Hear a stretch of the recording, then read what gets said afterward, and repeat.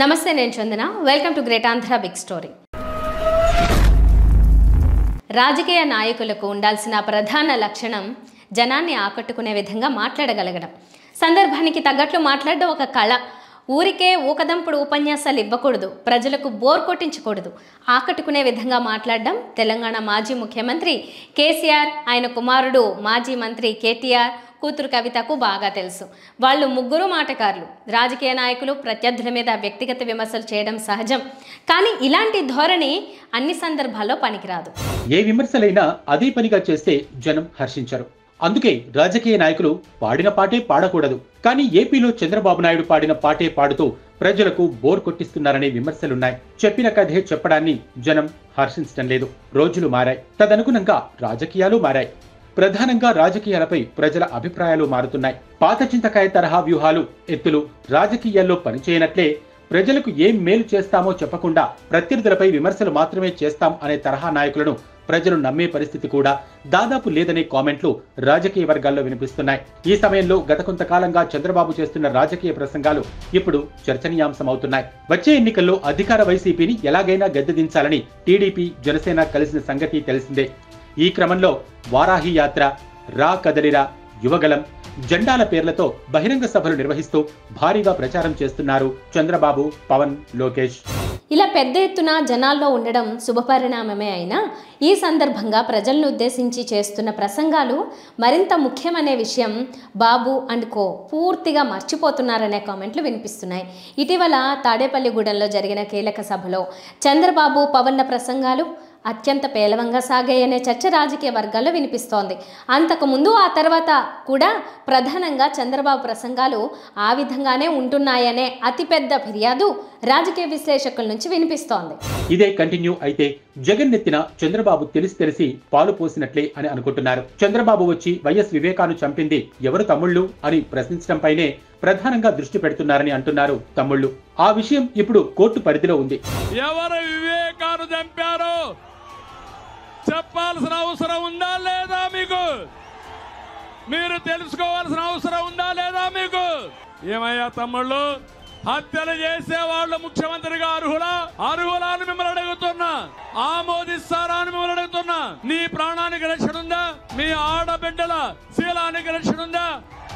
నాకు రక్షణ ఉందా? వేదిక బంధువులకు రక్షణ ఉందా? ఇలాంటి దుర్మార్గుడు అవసరమా మనకు? అవసరం లేదంటే గట్టిగా చప్పట్లు కూడా చెప్పండి. ఇక తల్లికి చెల్లికి న్యాయం చేయని వ్యక్తి రాష్ట్రానికి ఏం న్యాయం చేస్తారని పవన్ ప్రసంగిస్తున్నారు. ప్రజలకు అవసరం లేని లాజిక్ ఇదనేది జన సైనికుల అభిప్రాయంగా ఉంది. సొంత చెల్లెలు గౌరవం ఇవ్వని వ్యక్తి రాష్ట్ర ముఖ్యమంత్రి. సొంత చెల్లెలు, తోబుట్టు, సొంత చిన్నాయన్ని నిర్దాక్షిణ్యంగా చంపేశారు. వాళ్ళని వెనకేసుకొచ్చే వ్యక్తి వివేకానంద రెడ్డి గారి కూతురు సునీత గారు. నాకు రక్షణ లేదు, చంపేస్తానని ఫోన్లు వస్తున్నాయని ఆవిడ చెప్తా ఉంటే ఇలాంటి వ్యక్తి అర్జునుడితో పోల్చుకుంటా ఉన్నాడు. ఎవరు కౌరవులు, ఎవరు అర్జునులు, ఆ స్థాయికి నేను మహాభారతం మాట్లాడలేదు. ఇది కలియుగం. ఇది కలియుగం. మొదటి పాదం, రెండో పాదం నాకు తెలియదు, కానీ మనం ఎవరం కూడా శ్రీకృష్ణుడితోటి, అర్జునుడితోటి, కౌరవులతోటి పోల్చుకోవద్దు. మీరు జగన్, మీది వైసీపీ, మేము పవన్ కళ్యాణ్, మా జనసేన. ఎవరు మంచి వాళ్ళు, ఎవరు నిలబడేవాళ్ళు, ఎవరు ప్రజలకు అండగా ఉండేవాళ్ళు, ఎవరు దోపిడీ చేసేవాళ్ళు ప్రజలకు బాగా తెలుసు. ప్రజలు నిర్ణయిస్తారు. స్వాగతం చెప్పుకోవాల్సిన అవసరం లేదు. నేను ఇన్ని రోజులు కూడా ఏ రోజున కూడా ఆయన తగ్గించి ఎప్పుడు మాట్లాడు. సొంత చెల్లికి గౌరవం ఇవ్వనివాడు మన ఇంట్లో ఆడపడుచులకి, మన తల్లికి, మన ఇంట్లో ఆడపడుచులకి గౌరవిస్తాడు నేను అనుకోను, ఆశించను కూడా.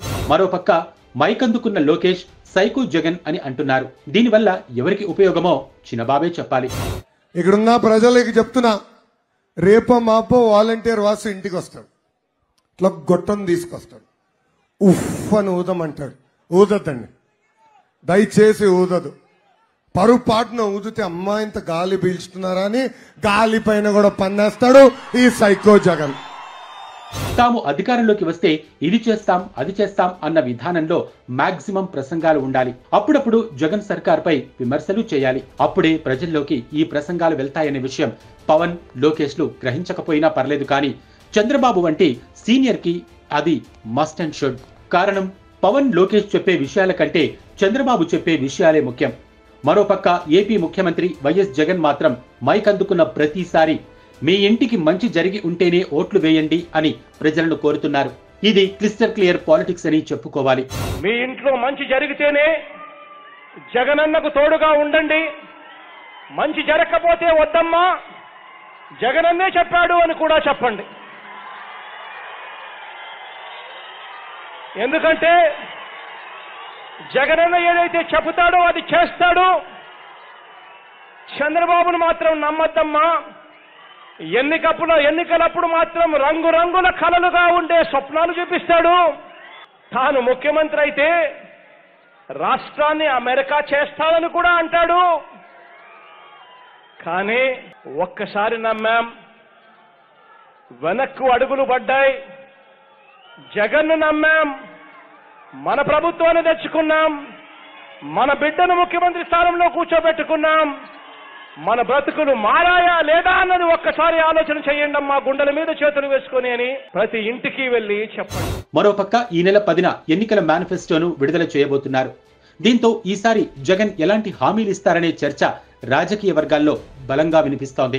జగన్ రాజకీయం అలా నడుస్తుంటే చంద్రబాబు ప్రజలకు ఏమి కావాలనే విషయాల కంటే ఎక్కువగా జగన్పై వ్యక్తిగత విమర్శలకే పరిమితం అవుతున్నారని అంటున్నారు. జగన్పై తీవ్ర స్థాయిలో వ్యక్తిగత విమర్శలు చేయడం టీడీపీ శ్రేణులకు నచ్చచ్చు, కానీ సామాన్య ప్రజానీకానికి ఏమాత్రం అవసరం లేదు. ఇది వాటి బిగ్ స్టోరీ. మరిన్ని టాపిక్స్తో మళ్ళీ కలుద్దాం. నమస్తే.